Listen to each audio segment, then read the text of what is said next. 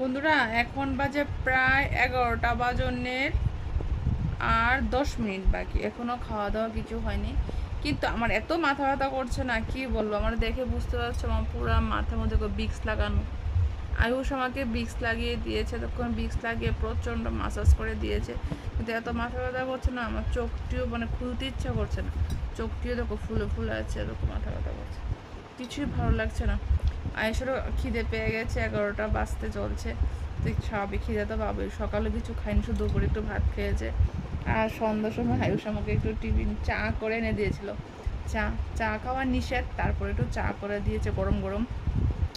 চাটা খাওয়ার সঙ্গে সঙ্গে একটু মাথা ব্যথাটা কমেছিল, বাট এখন আবার সেই চূড়ান্ত মাথা ব্যথা করছে, মানে কল্পনার বাইরে। এত চোখগুলো ব্যথা করছে, মানে কীরকম লাগছে তোমাদেরকে বলে বোঝাতে পারবো না। তো যাই হোক, চলো রান্নাঘরে যাই, গিয়ে আমি আজকে খাবারটা দিই, আমি খাবো না।